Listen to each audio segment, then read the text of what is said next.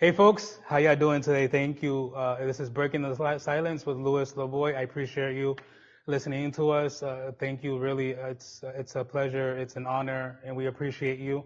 And this podcast is really about giving inspirational stories. It's about talking about our life stories and mentioning and trying to inspire others along with the stories because we all have stories.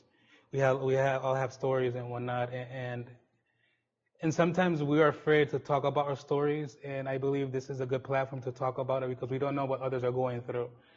And usually, like I said, usually this podcast is in Spanish, but we'll do it in English, trilingual, bilingual, however it flows.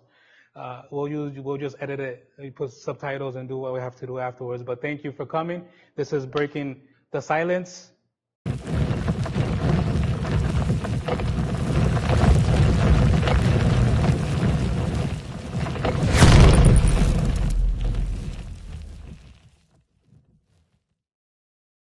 Folks, this is Louis Lavoie with Breaking Your Silence, and today we have a special guest. Who I just met shortly, but I mean he's a wonderful man, human being, and he has a story to tell. And we he agreed on coming onto the show, coming onto the podcast, and talking about his story and trying to inspire others. And he's a great man. He has a great story. None other than Eddie Diesel, the comedian Eddie Diesel, along with he's a police officer from the Springfield Department, the Department of Springfield.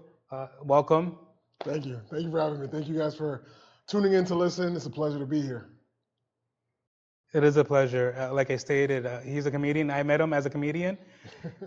I haven't met him as a cop, but I know he's out there in the streets dealing with these knuckleheads and dealing with all these people in this crime, especially Springfield, who's gotten. Oh boy, I've grown in Springfield. I was raised in Springfield, and it definitely has changed. Yeah. Definitely has changed with all these people in Springfield, and it's an honor to have you in the streets as well. Appreciate that. It's an honor for you, especially how dangerous it is out there. And like I said, but I never met you as a cop. I met you as a comedian. Yes. Through a show, a wrestling show, OWF, and it was a great show. But I want you to tell us a bit about yourself, about your background, how you ended up wearing so many hats as an officer, as a comedian, as a father, but more as a comedian and more as a police officer. Well, I've been a police officer now for about 8 years, and I mean, like you said, this job is crazy. I mean, there's times where I come home and I can't even fathom what I just saw on a shift. I mean, we have a career where, I probably seen some of the worst things that the normal human being will never see in their lives. And the way I became a cop, I went to school for it. I went to school for criminal justice at Stick. After I got my associates, I ended up switching my major to marketing because I didn't want to be a cop. Then I worked for Honda for a few years, and then, police exam came, and I'm a firm believer that God doesn't make mistakes. So that opportunity came about. I just decided, hey, you know what? I studied it for so long. Let me just take the test. I took the test. I became a cop, and it just, the rest was history. But as far as wearing many hats, a lot of things that we ignore as police officers is mental health. So I wanted to find a way to pretty much express myself and kind of, use therapy. And that's how I found comedy. I found comedy because I, originally went through a bad divorce when I was a cop. And my mental health wasn't doing that good. I ended up meeting one of my mom's friends, Philip Anthony, who's my mentor in comedy. And he saw that I wasn't in the right state of mind. And he asked me, he's like, hey, I've seen you do a lot of funny videos on social media. I know you're an actor. Have you ever done stand-up comedy? And I told him the truth. Absolutely not. I mean, I've always wanted to try it. He goes, next week I got a show. You want 5 minutes? Let's go. I was like, you know what? Let's take that opportunity. Let's go. So That's great. I met with him for lunch that week, and then he threw me on the stage. And those 5 minutes, it just felt so refreshing. It felt like a high that you can never feel with anything else. Mm-hmm. And I absolutely did phenomenal. And then he comes up to me after, he's like, there's no way this is your first time. I'm like, no, I've acted in front of people for years, but I never did comedy. He goes, next month I got 10 minutes. You down? I'm like, yeah. Did that. Absolutely did phenomenal. The following month he goes, all right, you're going to host. And as a comedian, for you to host, people don't understand how hard it is to host. You're up front, 10, 15 minutes, then you have the show going. and then you're responsible to keep that flow going, to keep the Mm-hmm. time going. And he told me, hey, you know what, start, selling tickets, get people in the door. Wow. And I did that. And once we did that, the rest was history. He shook my hand. He goes, you want to be partners? And from there, I just been blessed to travel all over doing comedy, making people laugh. So. But what inspired you for you to become a police officer? What made you? I understand the mental health portion of it, but I believe, like I said before, it's a scary job. It's a scary job, especially like you stated that the fact that you see a lot of stuff that other people don't see. I just imagine your wife, your current wife, and how she feels and how she believes takes a really deep breath when she sees you come through in that door. I mean, like you said, you grew up in Springfield. I'm a product of my community as well. I grew up in the north end of Plainfield. From there, I lived in Carew Street, and a lot of people have a horrible stigma about Springfield. And yeah, it's just like everywhere else. There bad places where you really want to be careful where you're at. But all in all, if you look at it, I'm a prime example that greatness can come out of Springfield. Of course. And I wanted to be a part of the police force to try. And I know it sounds cliche, but I wanted to make a difference. I wanted to show those little kids who are out there in the hood, basically already set up for failure. I wanted to show them, hey, anything is possible. And then, I feel like me responding to calls gives a unique perspective because I've been there. I grew up literally like struggling with my grandmother. My grandmother raised me and she had to start working cleaning houses, and I didn't have much. I was bullied for, not being able to afford the best clothes, the best Jordans or whatever. But you know what? That made me into the man I am today. And I wanted to show that my community that I'm still here. And I'm able to make a difference. I'm able to be that kind of officer that is able to empathize, is also able to, put myself in that position, to able to actually do well. Not just show up to work to get a paycheck, but to show up to work and try to help, try to make our community, flip that stigma of, being a horrible place, because Springfield is not a horrible place. It's just a segregated place. Yeah, it's one of the most segregated cities. Like you stated, growing up in Springfield, I grew up in the North End, next to Medina. Yeah. So, I grew up in the Liberty Street, Franklin Street. I grew up, the Walnut Street was my stomping grounds. Yep. And I grew up, and we did things. I have my encounters with police officers. I've had it. We were never holy people. We were never holy men. But like you said, it's important to understand that out of Springfield, great things can happen, not just basketball. Yeah. Because we all know the Springfield was the home of basketball, but great things, great people have come out of Springfield. We know about doctors, we know actors have come out of Springfield, and it's like you say that the stigma is there, and everybody that thinks, oh, you're just a North End kid. It's crazy to hear now look who we are, and now look at us, and it's especially growing up in Springfield. I know how difficult it was because I was one of those kids where growing up poorly too, and in the North End, and then moving on to and never having that stability. Yeah. Never have that stability, and that's one of the things that hinders a lot of people in Springfield too. But I mean, yeah, it has to be difficult, like I said, and especially with now that all the gangs coming up and about. But yeah, but no, like I was trying to say, but I love the story how you started comedy, because we all need that one person. Yeah, it was a blessing in disguise, and I never knew how much I needed that ability to go on stage. And what really baffled me is you never know who you're entertaining. You never know who is in that crowd. And, my mentor, which is Philip Anthony and Artie Robb, two, comedy legends from around this area. Rest in peace, Artie Robb, another one of the great people to come out of Springfield. Has been doing comedy for 20 plus years. Wow. But they always taught me that you never know who you're going to be entertaining. And there's been shows where I've done my comedy and I've had them in stitches laughing. And after the show, they've come up to me and said, hey, I just lost my loved one. I just, I got fired from my job. I just found out I have cancer. I just, different tragedies. And then they would come up to me and say, hey, for those, 15, 20 minutes that you were on stage, I forgot about that. Like, you made my day better. And, you never know, again, like, who you're going to entertain. And, like, I don't know whose lives I'm saving, but in all reality, those people laughing are saving my life. Because for that moment in time, I'm able to just disappear and I'm able to just, like, talk about my life, because that's my comedy. My comedy, I talk about my situations where at that time it was tragic, but I'm a firm believer in you need to find comedy in everything, because if we're able to look back at our tragedies and kind of laugh like, wow, I went through that, but it's funny now, but it sucked when we were going through it. You're able to do that. You're able to find comedy. You're able to, lighten up the situation. You'll be able to conquer it. You'll be able to take those stresses and turn it into blessings. One thing I got interested in was the fact that you mentioned about mental health. Mental health is really important, especially for men nowadays, and to find that outlet, to find that special thing in your life that lets you take care of yourself, and use as an outlet.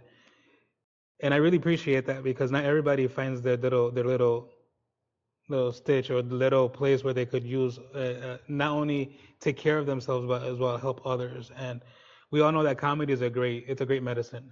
It is. It's a great medicine, It is. and I just imagine how it must feel out there in the stage, making all these people laugh with randomness and all that, and it has to be a great feeling. But what, in regards to mental health, how do you connect mental health and comedy? Well, comedy, if you think about it, you could take some of the best comedians out there right now. You know, think about somebody like Kevin Hart. Kevin Hart has talked about his struggles growing up, but he's turned it into comedy. He's turned it into something relatable. And I feel like, me being a dad, me being a police officer, me taking those situations in my life that I live on a daily and actually allowing people to see the inner workings of it makes it that much better. I mean, even as a police officer, people think, oh, cops, all they do is go into work, want to give tickets, want to shoot people. That's not it. No. The majority of the time, I mean, there's a lot of comedy that I see on the daily, and I'm able to talk about it on stage. Obviously, I don't, use real names or anything because it's a privacy thing. But I'm able to share situations where people didn't think that, oh, as a cop you go through that. I'm like, dude, you have no idea what I see on a daily. I work in the North End is my area that I patrol, and there's a lot of like, old school Puerto Rican habits and old school Puerto Rican customs that we look about now and we laugh about it. I mean, like me, my grandma raised me, and like old school abuelita, like, they raise us tough, but at the same time, like, you're able to talk about things that we grew up in. We're able to relate. People are able to see, oh, you saw that, or you went through that, or there's even stories that I share, that I've been to in calls. That I just sit there with my partner, like, did we really just witness that, man? Like, did that really just happen? Like, just some of the most random things that I've seen in my, 8-year career, I'm able to, relate that into my comedy. I'm able to relate that, into mental health. And I'm able to just take that stage, and that stage is my therapist, and it's tough because us as Hispanic males, we have that stigma of if we talk about our feelings, we're weak. If we seek out for help, it's frowned upon. Well, that's how we were raised. Yeah, that's how we were raised. And you know what? Like, not to say that, we were raised, like, harshly or we were raised tough. I mean, this generation right now, I'm a firm believer in this generation soft as hell. Yeah. I'm just going to call it how it is. They didn't grow up tough like we did. But there's a good side and a bad side to that because us being tough, we kind of, us as, the way we are now as men, we think that, oh, if I talk about my feelings, I'm soft. If I cry, I'm soft. If I show that I'm hurt, I'm soft. And that's where it gets dangerous because there's been situations that, I've taking calls with me home, and it's in my head, it's in my mental. I have, I had a difficult time sharing it with my own family, and they didn't know how to handle that either. So I kind of had to find a balance in myself, look in the mirror, and say, hey, I'm not right. One of the main situations that happened was, a few years back, one of my good friends, and who was actually my academy instructor, we were really good friends outside of work. He got stabbed in the face while on a call, and I think right there, people ask me what was like one of the most difficult times that you ever went through, and I think that was it right there. Yeah, seeing a friend go through that. Yeah, it's difficult. It was tough because it hit home. It happened like literally, it was right there, and I almost lost my friend that day. And again, like when I think back of that situation, there's a lot of it that was a blur because again, it felt fake. It felt like it was an out of body experience where all I saw was my buddy there injured. I grabbed him into my cruiser. He was stabbed in the face. I thought he was stabbed in the neck. I threw him in the cruiser and I took him to the hospital. It was like. It was so much going on. But again, it was tough because, when a critical incident happens like that, we all have to go back to the station and write on report what we saw, what we did. And, a supervisor comes in and everybody's in the report room asking, hey, you need to talk to somebody? No. You need to talk to somebody? No. You need to talk to somebody? When he came to me, he goes, Eddie, you need to talk to somebody? Yeah. The problem was they thought I was joking because they know me as being that joyful, jokester kind of guy. He goes, man, shut up. I'm like, no, Sarge, I need to talk to somebody. I don't feel good at all. Yeah. I'm messed up. It took a lot out of me to say that. And the way it works is they have a critical incident meeting and they offer it to whoever was involved in that call. There was about, I want to say like 40 to 50 officers involved in that call, whether they showed up, and I'm telling you, when that day happened, the hospital was packed of all of us. Only 3 of us showed up to that critical incident meeting a week later. And it was me, my buddy, and his partner. And that was the first time I was able to talk to him. And the first time that, because they have a really good template about, giving everybody the baton to talk. Okay, Louis, what did you see? What did you feel? When it came to me, And my buddy was in the hospital. He did that via Zoom, and I was able to talk to him finally. And I was like, bro, I thought you died. I see you. I'm looking at you in your rear view of the cruiser, and I see your life like literally just fading away from your body. I'm thinking about your kids. I'm thinking about your wife. I'm thinking about like, my uniform is covered in your blood. Like I need to save you.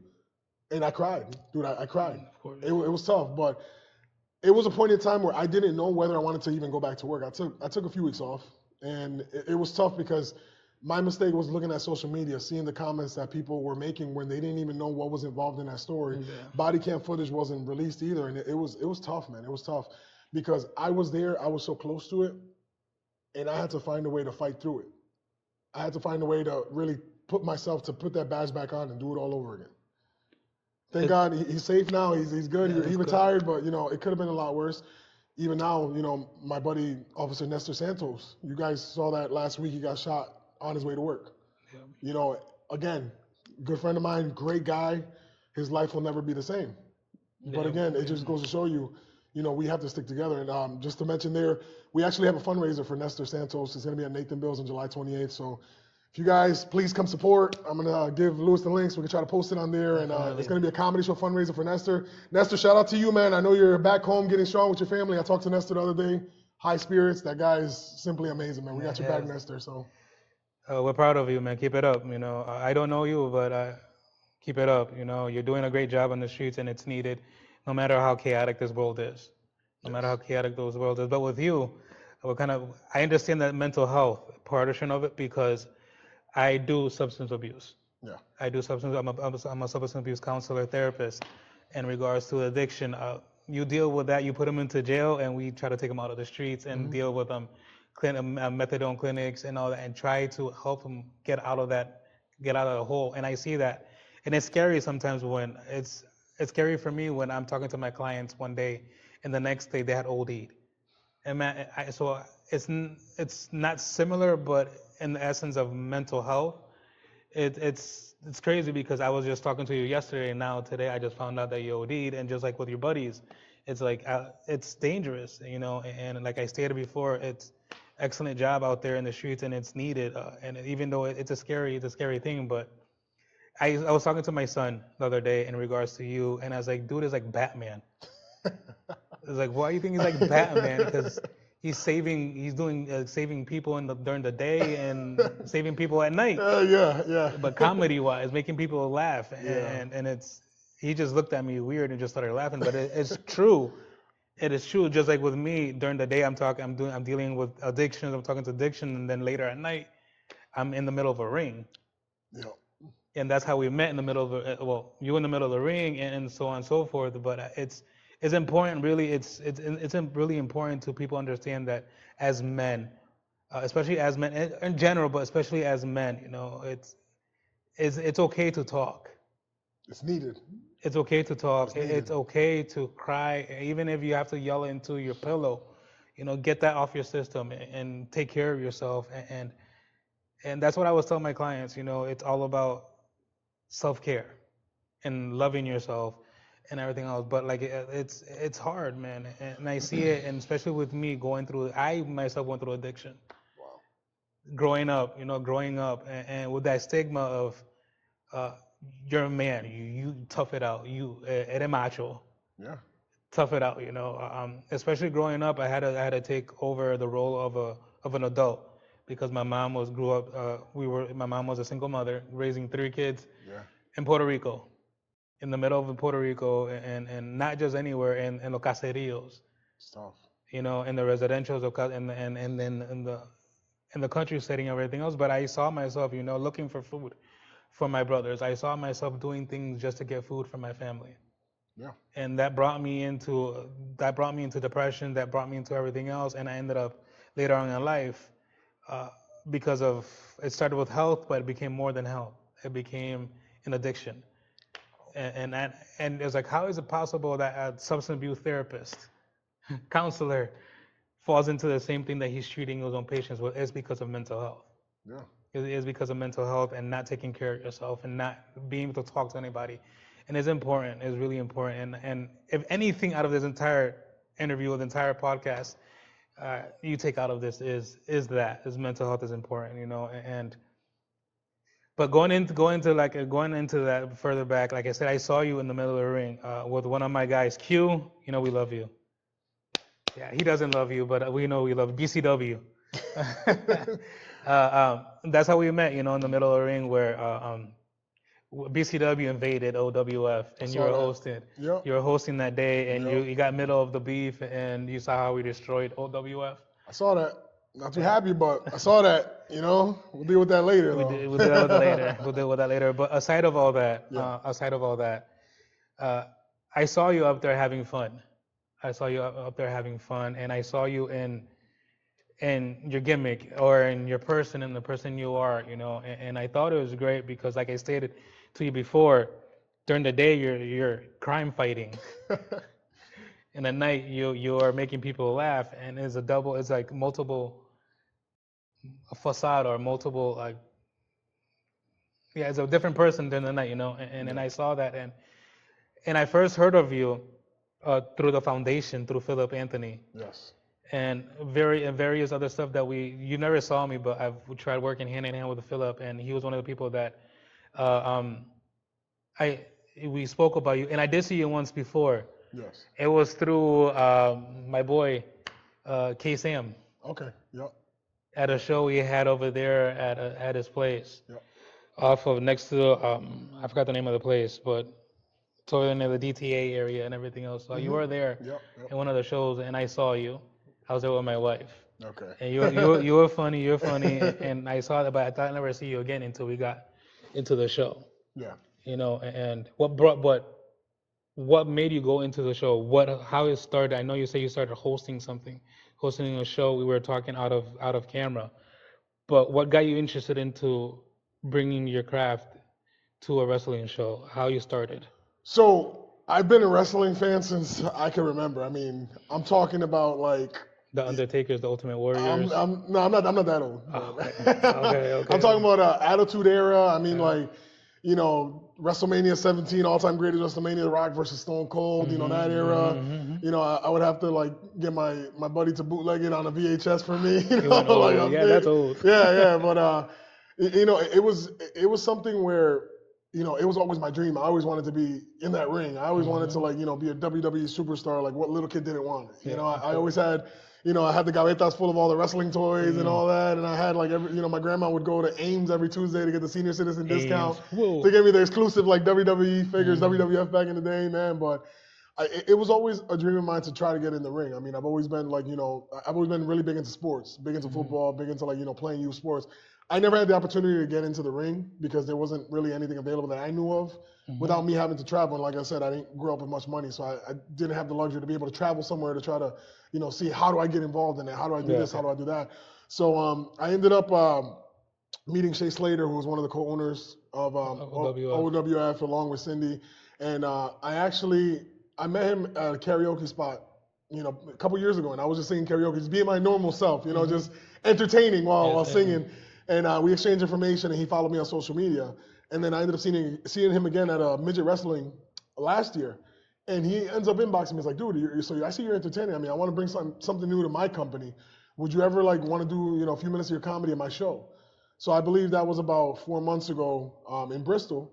And I was like, you know what?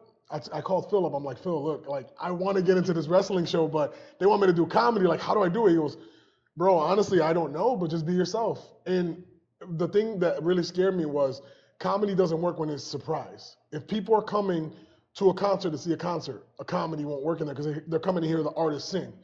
So my mindset was like, oh my God, like I got a whole group of people coming to see people fight, and here I come out of nowhere telling jokes. Like, how is that gonna work?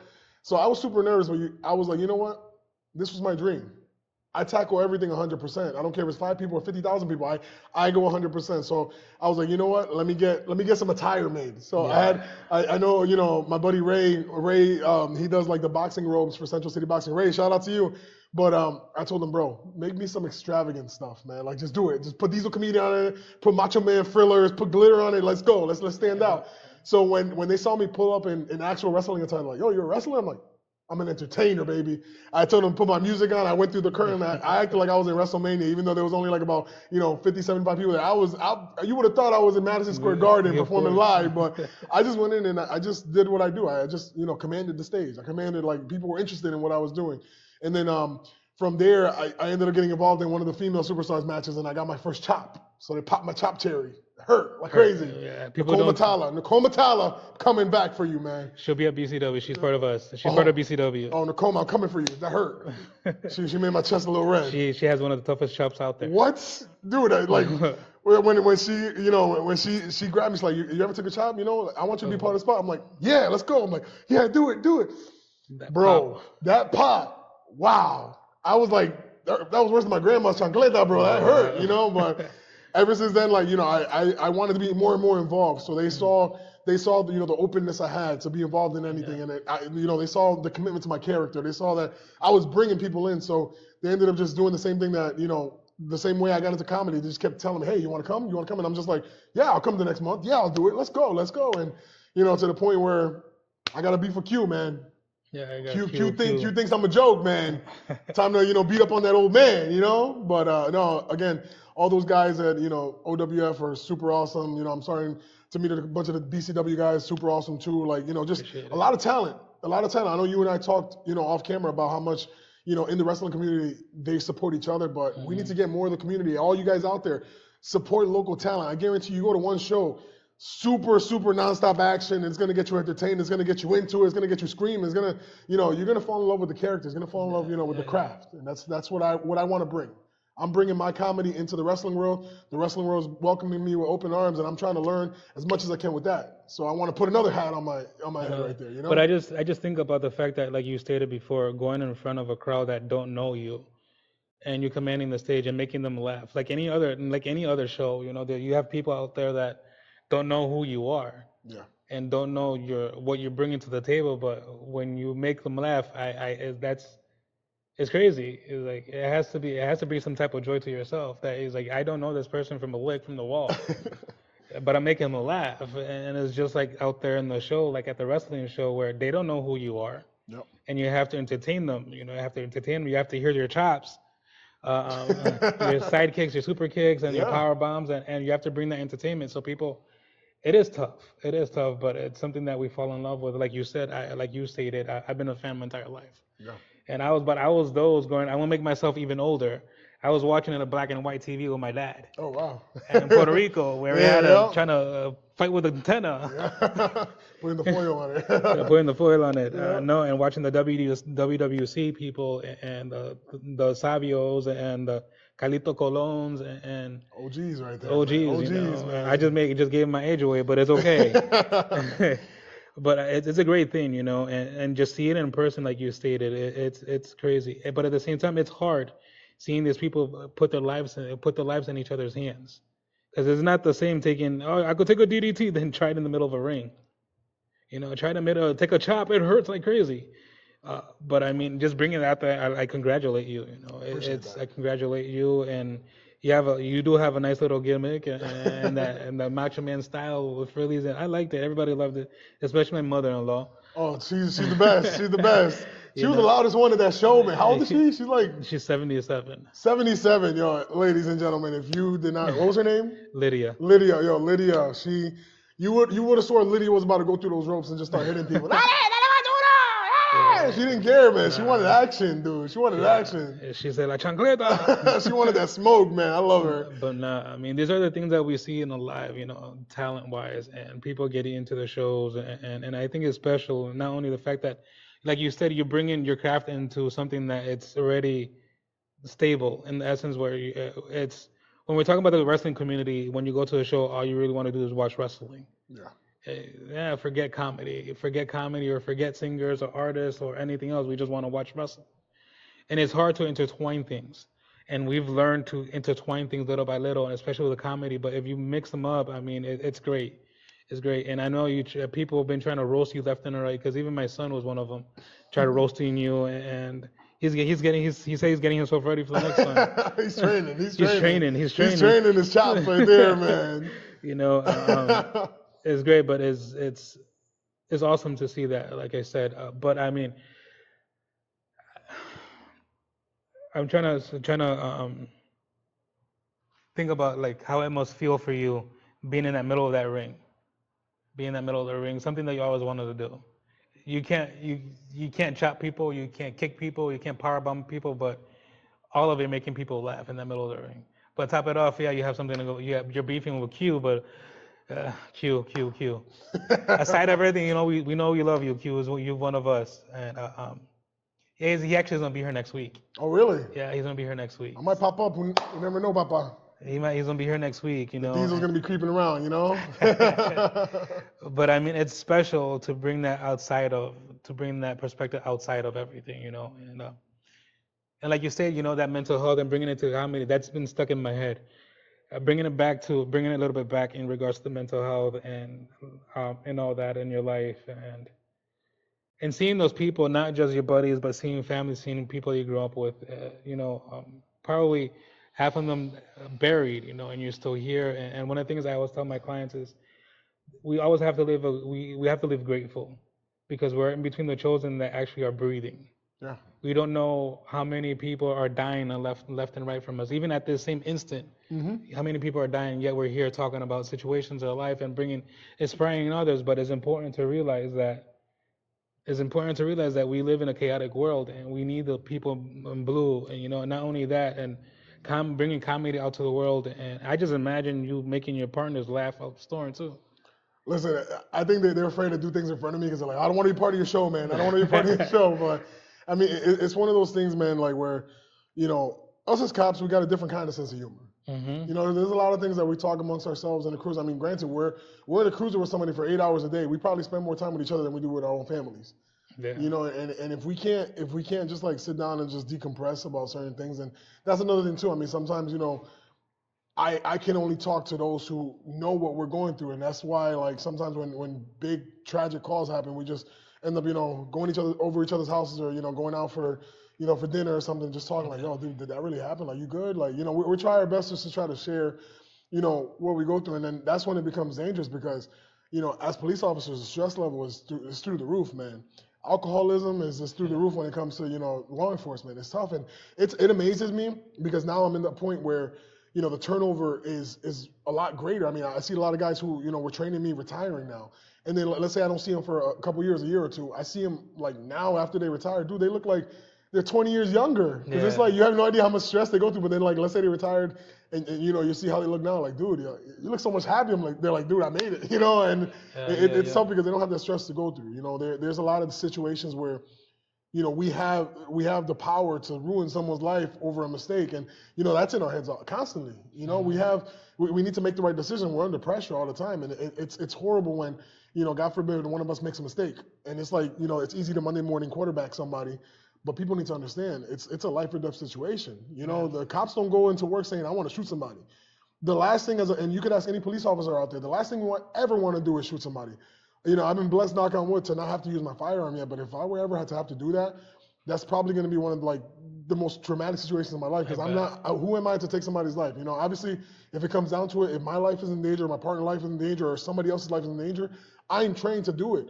The fact is that I have to do it. It's going to be one of the craziest situations in my life. I can tell you that. But it's something that we as police officers, our successful career is a career where you never have to use your firearm. Yeah. Granted, like.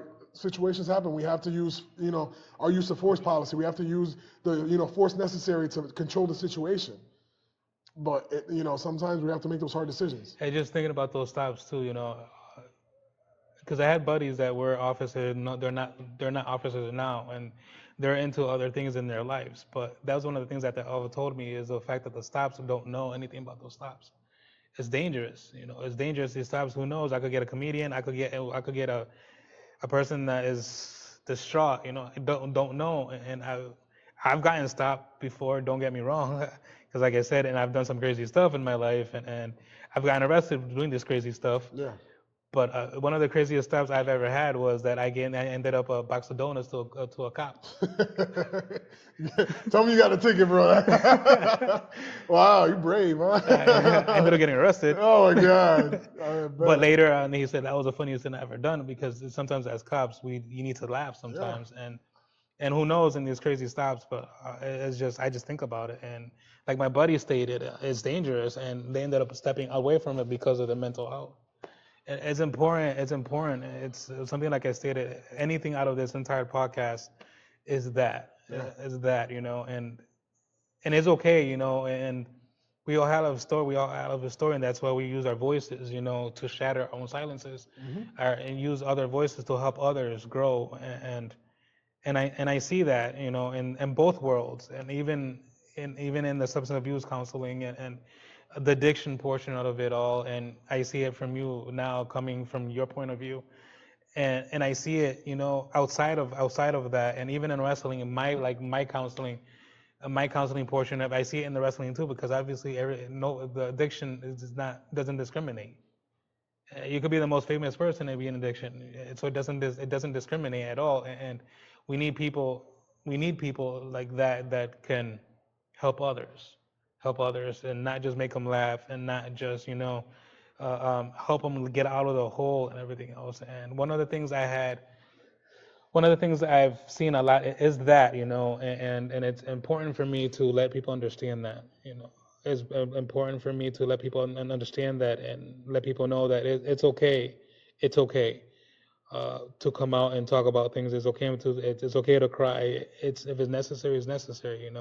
Like you stated, you as an officer, how many times you had to cry? And at the beginning, it must have been really hard for you to cry. And now, I mean, if the pillow could talk, it's a different story. You're not lying. You're not lying.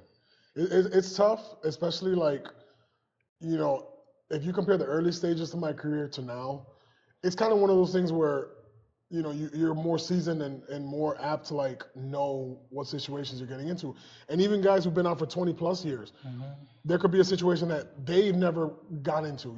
There's times where, I go into calls and I go into houses. I have to go into buildings. I have to go into different places where you kind of have that eerie feeling like anything could pop out of nowhere, anything can happen. Like this could be my last day on earth. But it's like that's why you cannot be complacent. Like they try to drill it into us. Don't be complacent, because the moment you get complacent, man, like that's when you can get hurt. And that's when, there's no such thing as a routine call. When you go into a call, I mean, there's been cops who have gotten killed over a trespass call. Normally, you have a trespasser, or you got to get out. Like that's normally it. Yeah, there's a lot of times where calls are repetitive and you know what you're kind of getting into, but the moment you lay your guard down, man, that could be the last moment. That could be that moment that dictates whether or not you make it home to your family. Yeah. And it's one of those things where you always got to keep your head on a swivel, man. You never know when it's your time. I mean, we talk about it all the time. We have a plan in life, but you know what? God laughs at our plans because God already knows what's going to happen. Yeah. But you just got to be prepared for everything, man. The only guarantee that we have in life is our birth, and then people need to understand that how difficult it is, especially not in the world itself. We live in a chaotic world, but Springfield, like I said, is nowhere near how it was 10 years ago. And it was nowhere near how it was 20 years ago. But it must have been, like I said, it must have been tough for you. But I have a question for you. What's up? We have something in common, and it's weight loss. I'm nosy. I had to prepare myself, and I've been through your pictures, and I saw how much weight you've lost. Congratulations. Thank you, appreciate that. And I'm the same way. I'm the same way. We've gone through our journeys. 3 years ago, I was over 600 pounds. Oh, wow. Because of addictions, and because of oppression, because of depression, because of chaotic life. Not only that, not paying attention to my own self, not loving myself, depression, and I was over 600 pounds. And it took a phone call to a cop to bring me to convince me to go to the hospital, because I wasn't gonna go to the hospital. And he called the ambulance. They took me, and my doctor called me right after, and he said, "You only have a year left. You only have a year left. Wow. What are you gonna do?" So that changed my life. And I give, knock on wood. Now, 3 years ago, I weighed over 600 pounds, but now, as of today, I'm on about 300 pounds. So I've lost over 300 pounds. That's insane, man. Wow. I still need a lot to go. Congratulations, bro. Thank you. But I see the same thing as you, and congratulations to you. But how difficult was that for you?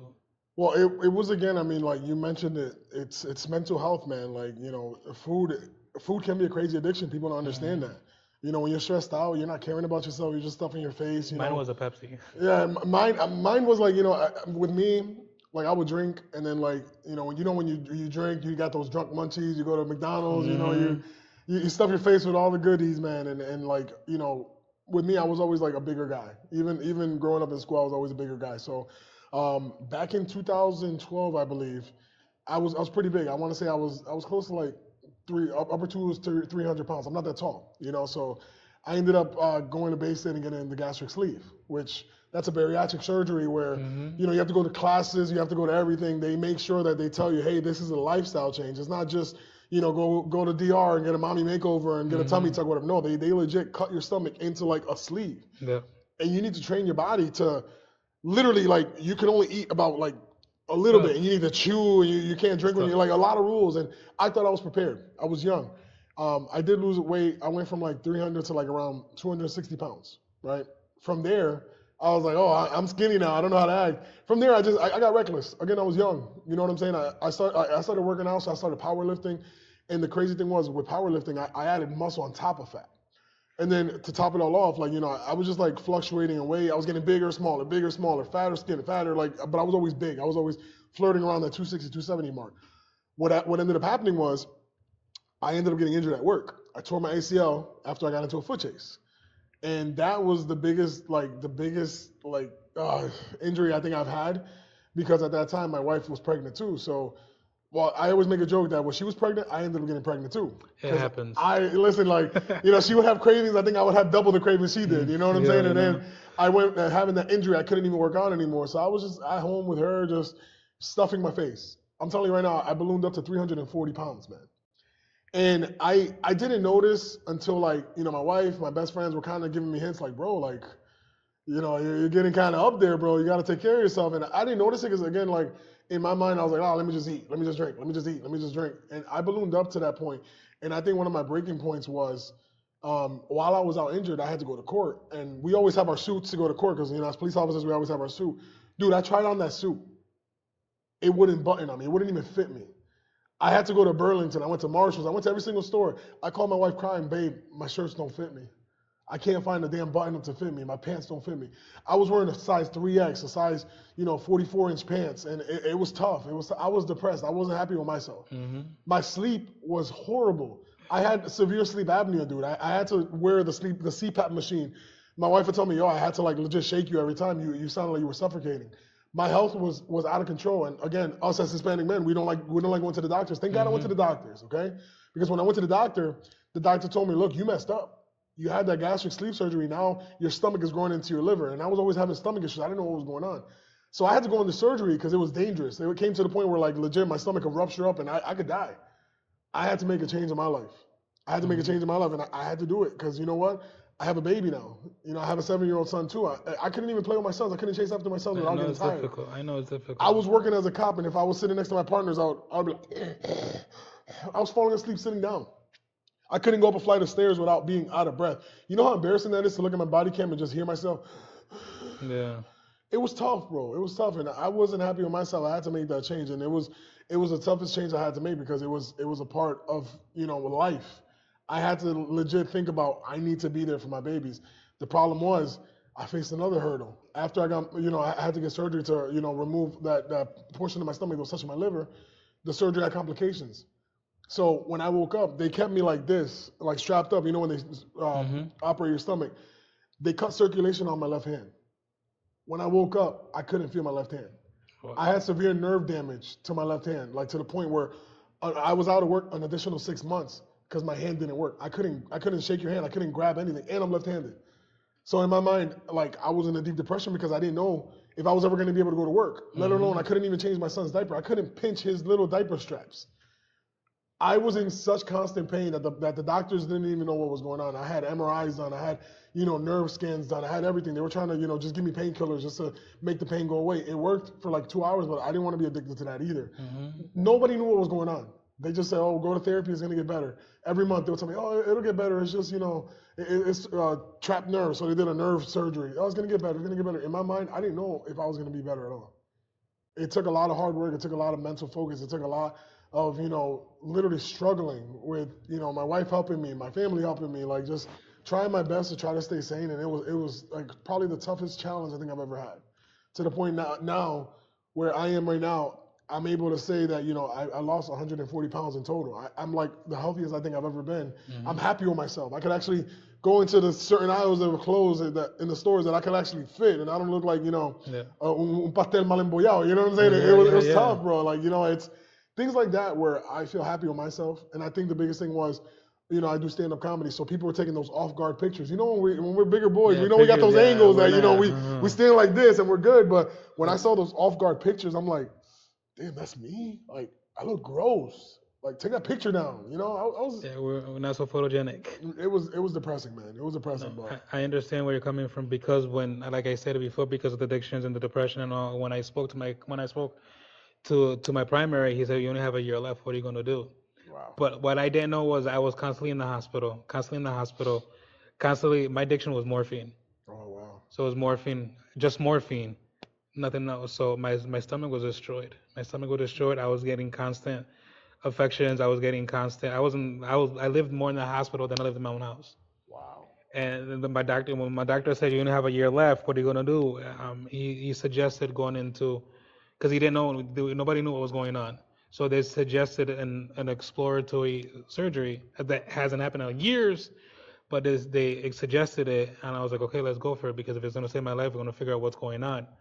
And when they went in, they did an emergency bypass, a gastric bypass, Wow. because I had what they call stomach necrosis. Just half of my stomach was already dead because of the addiction.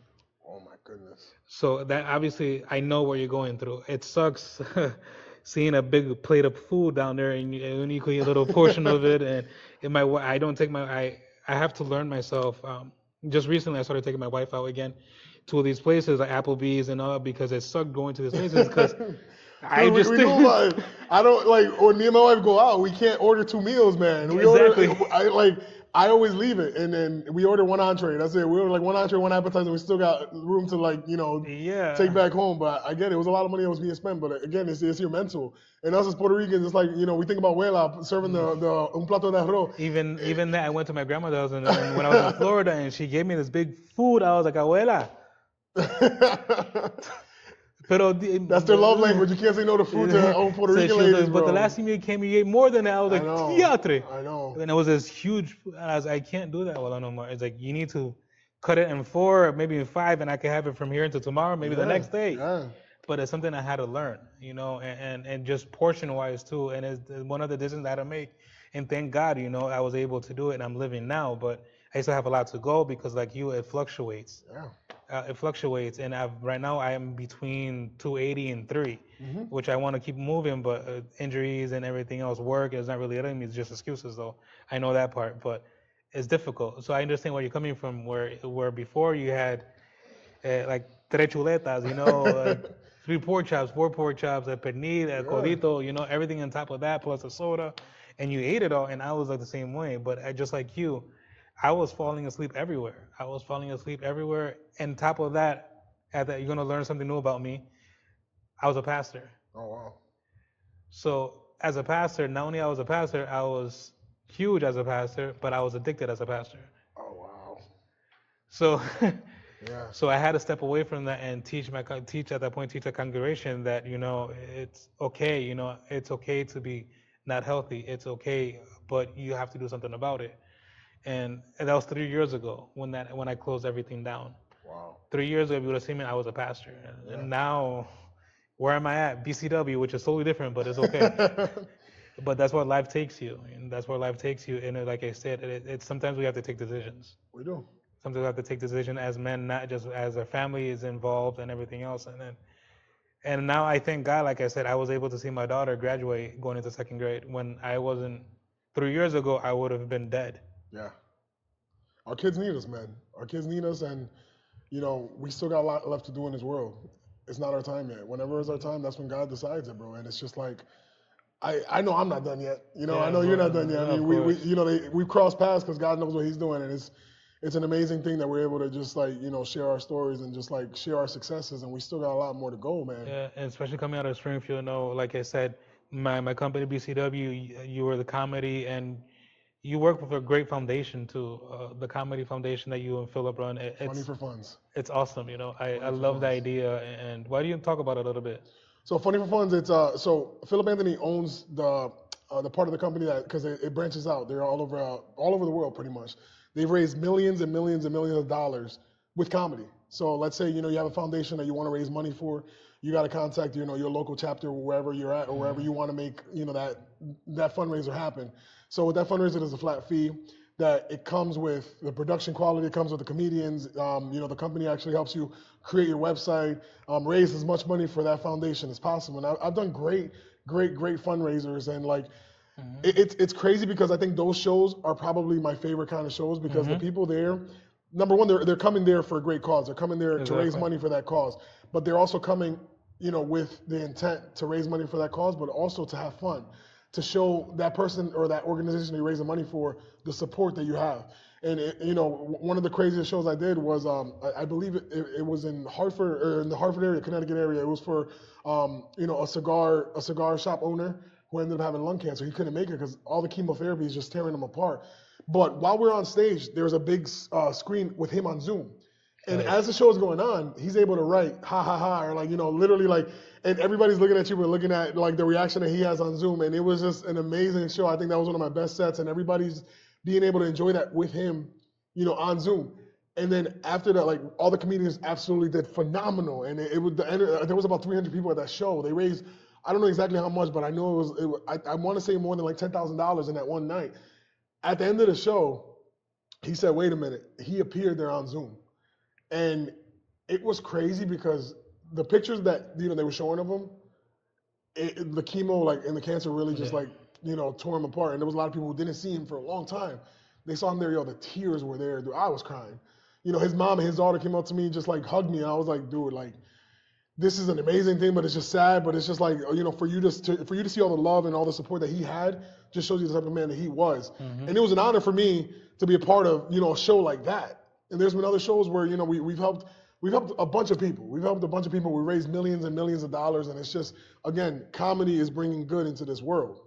It is. It is. And Funny for Funds, look it up, guys. If you guys need a fundraiser, funnyforfunds.com. You're going to be able to find all the information you need right there. So Philip is a great person. I give a shout out to Philip as Philip Anthony, my mentor. That's my guy right there. But what keeps you motivated? What is that specific thing other than the family, other than yourself? What keeps you? I know I just put it a little bit hard on you because when we talk about motivation, we always talk about our families. We always talk about our kids. We talk about our wives. But what is that keeps you motivated, not just as a police officer, but as a comedian? What keeps you motivated to keep impacting others the way you're impacting in their lives? Not just through comedy, but as a police officer, but honestly, in general. I'm big on the future, man. I look at these kids, and it's sad to say, but a lot of these kids are lost out there, bro. They're in the community seeking acceptance from those who they shouldn't be seeking acceptance from. A lot of our problems that come from our youth come from the families, man. And I know we always want to blame the parents, but sometimes it's not always the parents' fault. It's not always, the parents aren't there because they don't want to be there. They're there because, look at the price of, a gallon of gas or a gallon of milk. Parents have to be at work.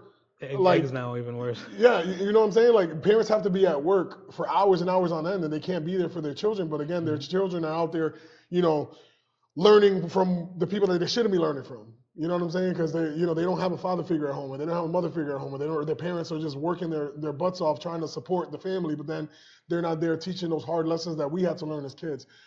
And honestly, it really I'm raising my kids here in this society, and it scares the crap out of me, man, because it's an ugly world. And in my job, I see the evilness that this world could offer, and I want to do everything possible to try to put my cape over these kids and protect them, even the kids that aren't mine. I used to coach boxing with Central City Boxing with Dean Fay, a retired police officer, that we tried to take as much kids as we could off the streets with our boxing program.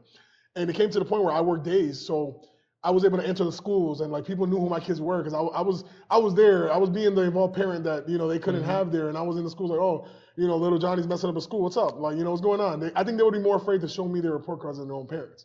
Yeah. But I developed that sense of holding them accountable for their actions. We would take them to trips every summer. I even set up college programs for them. So they could see that college is attainable. That it's not impossible because you come from the hood. Why can't you go to an Ivy League school? Why can't you become a CEO? Why can't you become, a multimillionaire? Why not you?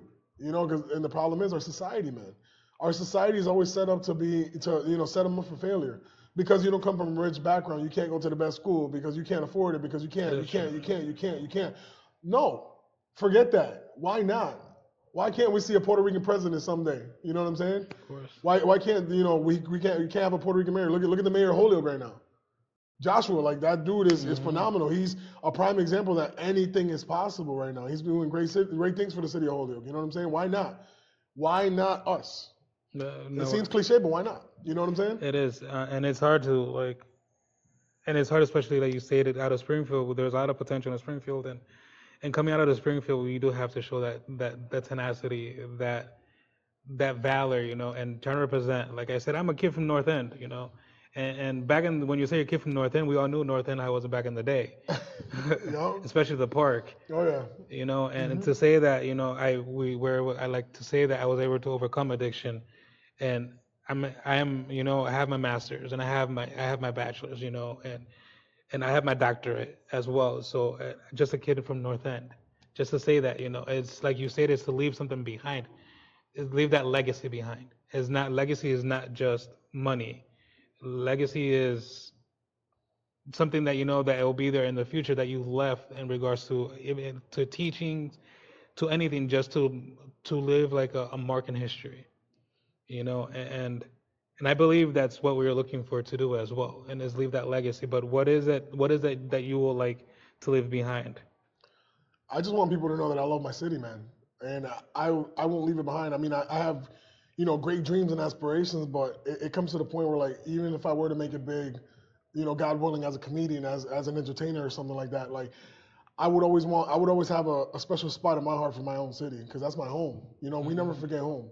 We always talk crap about, oh, I want to get the hell out of here. Yeah, Everybody that like every single Puerto Rican does, they move to Florida. What ends up happening they a come few years back. later, they come back. You know what I'm saying? Trust, I know I was one of them. Yeah, grass isn't always greener on the other side, man. And it really just bothers me when people are quick to just downplay the potential and always talk trash about their home. Okay, those of you talking trash, what are you doing about it? Hmm. How are you putting in to making that situation better? You want to talk about the crime rate? What are you doing to make it better? Are you putting your 1,000% to try to help Or this you're part of the community, problem. or are you part of the problem? You know what I'm saying? And it's like, we shouldn't be that way as a community. Like, Springfield, like, you said the word tenacity, man. We got it. We got some of the most toughest individuals in our city. If we were to put all our powers together for good instead of for evil, man, like we'd be amazing. You know what I'm saying? Instead of like, and the biggest thing about family is, as Puerto Ricans, we always have huge families. But guess what? Hmm. We don't do like like other races do, like family reunions all the time. You know when we get together as Puerto Ricans? Yeah, Funerals. funerals. Sad, but Funerals, bro. funerals. Yep. It's tough, and it's like, I tell my family all the time, when one of my family members dies, we don't have room to put all my family in one room. Why can't we do it for a summer cookout? Hmm. Why can't we do it for a big Christmas party? Why can't we do it? Because guess what? That person that you're sitting next to right there at the funeral, they're probably not gonna be there at the next family gathering. We never know when it's our time, man. And it's like, people always forget. You gotta say I love you, man. You gotta enjoy that person there. You don't want to remember them when you're crying over their casket, man. Enjoy them now, because you never know when is that last time. It's tough. It's tough. It is tough, It's but getting to me now. Like my grandmother, she got diagnosed with dementia. So it's gradually getting worse and worse and worse, and it's tough because my grandfather, who raised me as well with my grandmother, he died of dementia, and it was sad to see that progression go to the point where he didn't even recognize me. Now, I hang out with my grandmother. I try to hang out with her as much as possible, but it's like when I hang out with her, every 10 minutes she's asking me the same thing, it's and tough. it's tough because she was the one who raised me since I was a baby, and like she loves. My kids, her great grandchildren, she loves them too. My son is older; he's 7 years old now, so he's gonna be able to remember them. But it really hurts me when uh, you know, No, it's man. understandable. I No, go I go through the yeah, same thing because the Lydia, she has dementia. yeah. She has dementia, so I understand where you're coming. I see the stages, and my grandfather died of dementia, so I see the stages, and I know how difficult, especially when they're ones raising us. Yeah. And I wasn't able to make it to my grandfather's funeral because it was all of a sudden, and I wasn't able to take the day off of work and all that. But it's difficult to know the fact that that this man taught me how to ride my bike, that this Yeah. man taught me to be a man, especially growing up with a single mother, Yeah. and with my grandmother just the other day. My grandmother, because of my dad is currently in the hospital, and he's been in the hospital since for a while now, and he's going through his issues. But my grandmother was able to come, and, and we were sitting down at my sister's house, and all of a sudden she starts crying. I was just looking at her like, "Well, but why are you crying? Porque estás llorando?" And she said, she said, "I'm blessed." I was like, well, "Tell me why you're blessed." Because I'm here. With my two of my kids, three of my kids, even though my father's in the hospital, but my kids are here. My grandkids are here. My great grandkids are here. Wow. And the first time ever, she had a great great grandson.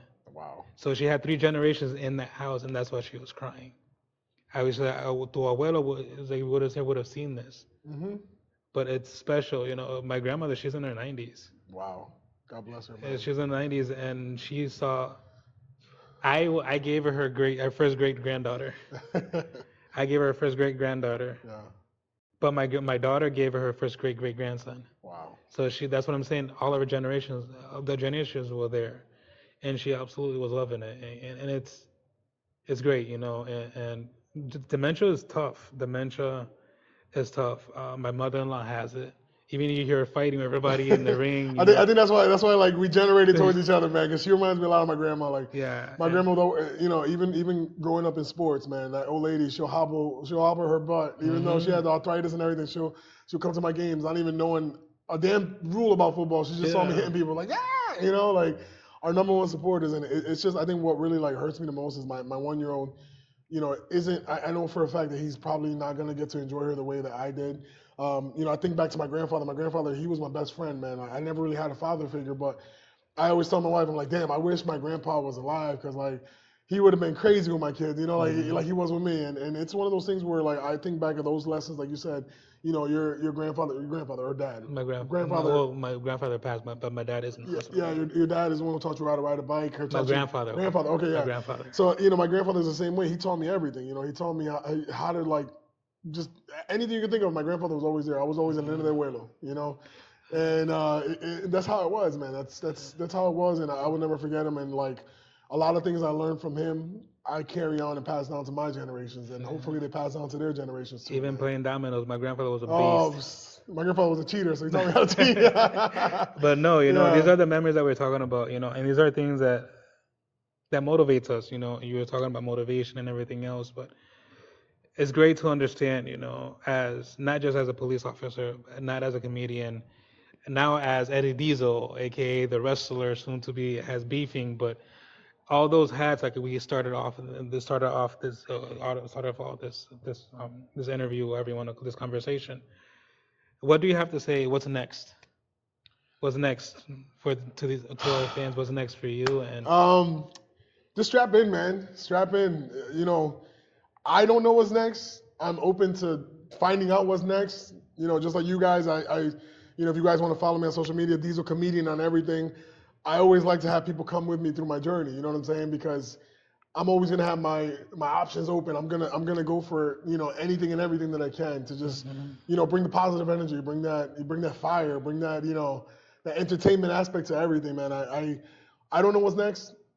I'm always working on what's next. Yeah. People always get surprised to see what's next, because wrestling came out of nowhere. I was in the Lion King last year in Hartford. Yeah. I was a Puerto Rican Pumbaa, but again, acting is always in my blood, and whatever opportunity I get, I just want to take it as a blessing, and I want to give it my all at whatever that may be, whether it be acting, wrestling, comedy, singing, whatever it is, man. Whatever it is, I'm just going for it, man. I'm going for it. Well, I know there's 2 dates that you have, which I want to say now. On the 28th, which is, I know this is Friday. Yep. That you have going against Q the Chihuahua. Q the Chihuahua. Paid in food stamps. He want to talk, man. I know Q for a while. I met Q while I was an officer. Yeah. And he wants to come at me for trying to come into his world, but it's not my fault. I'm better at him than it. So that's gonna be at Legend Sports Bar, Bristol, Connecticut. No, it's in Agawam. Oh, I'm sorry. Yes, Agawam. Yeah, the tank in Feeding Hills, June 28th. Diesel Comedian versus Q the Pit. Coming for you, old man. You know. And not only that, he'll be with us at BCW July 21st. Yes. His first time with us as well. Yep. Hosting the show. Yes. And getting involved with the craziness of BCW, you know. And we're taking it to another level, baby. We're taking it to another level. We appreciate you. You know, Yes. We appreciate you. Thank you for being with us. Thank you for telling us the story. I know there's a lot more. Oh yeah. If we stay here, we'll probably be here all night, and your wife will be like.